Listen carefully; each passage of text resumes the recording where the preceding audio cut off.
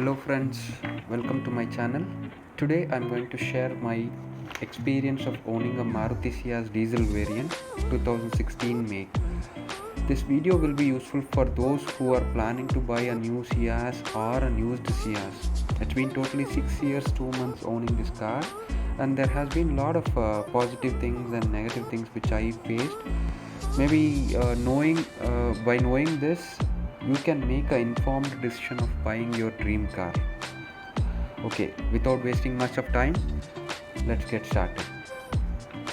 I have driven this car in many conditions like hill stations, city, and in multiple weather conditions like during rainy and summer seasons. All so, I hope my opinion may make a difference to you in terms of making your decision of buying new car or used one. Okay, so firstly, to cover the positive points about this car, I really like the space inside this cabin, and this is really spacious car as per my experience. And we have traveled in this car like 4 adults and 3 kids. Really very much space inside the car, and even when you travel for a very long distance, you won't feel much of tiredness because of the spacious cabin. And secondly, the boot space is amazing because it gives you 510 liters of boot capacity, which is really fantastic. I used to carry everything whatever we need. Something which are not required also we carry because of the space that we have inside this boot. That's the uh, feel you get when you have this Ciaz in terms of boot space. And coming to the ride comfort, this is very it I won't say that it is very much at par in level of comfort, but this is a decent comfort. It gives you a decent comfort even after traveling 500 kilometers of journey. You won't feel much of tiredness, but yeah, this is a good comfort car, I would say, in my opinion. And in terms of mileage, I would say in city I used to get around 16 to 18 kilometers within city limits of traveling. I always use AC during highway or even in city, both. So with AC it will be 16 to 18 kilometers inside city, and with AC in highways it will be 22 to 25 kilometers. This is one good thing about this car. And coming to the next point, that is less maintenance cost when compared to its rivals. I have done all my regular checkups of this car in the Maruti showroom itself. I have never done any services outside the network, Maruti network. So I have found this maintenance cost is not very bad or not very good, pretty much okay. That would be my opinion on that, because usual on an average I used to spend around 6,000 to 10,000 in between that range for any periodic services that I've done for this car. So coming to the next point, that is better resale value when compared to its rivals. Again, you must be knowing there are a lot of rivals for this car like Skoda and Honda, and many cars are there, but resale I would feel that this car may give a better resale value. And it's a practical car for a family usage. It's not like it is a driver oriented car, it is a chauffeur oriented car, I would say. So it's a practical car for a family usage. So these are the positive points, and now coming to the negative points, which will be very interesting for many of you. So first thing first, so let's talk about the build quality.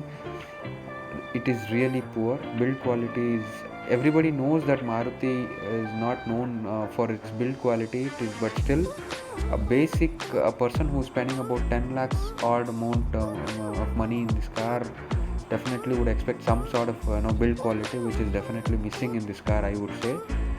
And this is one example of build quality is like when you're washing this car, by chance you would have to take a support of having one hand on the bonnet while scrubbing the front area of this car. Definitely the bonnet will have a dent because it is so thin and so delicate. that even when you're having a single hand on this bonnet just supporting while washing the car, even that affects this car. That's the level of build quality, I would say. So that is very very poor. And coming to the engine power, it is really not sufficient for this type of a car, because I have driven this car in highways and hill stations. All the times whenever you're trying to do an overtake, a sudden overtake, quick overtake, or whenever you're trying to drive in the up in hill stations with all the people 5 seats loaded, definitely the car will struggle to climb. Sometimes I've even noticed that without first gear it won't even move. Like that kind of situations I've faced this with this car. That is one more big negative about this car. Engine power is really not sufficient. This car, I hope you know that this is a 1300cc with 89 bhp of horsepower and 200 newton meter of torque. This is the configuration of this car. This is the very less for, in my experience, this is not driver oriented car, and it is lacking power. And next negative point I would say is, in case you're driving this car above 100 kilometer speed, which is like if you're driving for 110, 120 or 130 or anything like that sort, then obviously don't expect mileage more than 19 or something, because definitely it will not give you more mileage, or it won't give you mileage above 20 or even 20 when you're driving this car in above 100 speed. That is the experience that I've had, and that is the case with many of the Ciaz owners, if I'm not wrong. And one more big major drawback that I've noticed is, within 3 to 4 years I started to notice this kind of a rust inside some parts, wherever I'm going to mention now. It is like, one I have noticed under the bonnet, it is very fast that the rust started to form. And paying 10 lakhs plus for a car and starting to see the rust within 3-4 years, I would definitely not accept this. This is again low quality materials they have used, because of which this becomes so weak in terms of rust resistance as well. So the next negative point I would like to take is some of the spare parts that I found is very very expensive and not reasonable at all. Why? Because there was a left mirror damage to my car when I was parked the car in the parking. Somebody, when they tried to take their car out, they have damaged the left side rear view mirror. When I tried to check with the Maruti center to replace this, they had mentioned that it is 5,000 rupees. Just because you need to do any sort of repair, it is not possible. You have to directly replace the entire mirror assembly itself, so which is 5,000 rupees, which I found is a little expensive for this type of a build quality car. So with that, friends, I think I was able to cover most of your doubts, and hope this video will be helpful for your car buying decision. Thank you. Have a good day. Please consider subscribing the channel.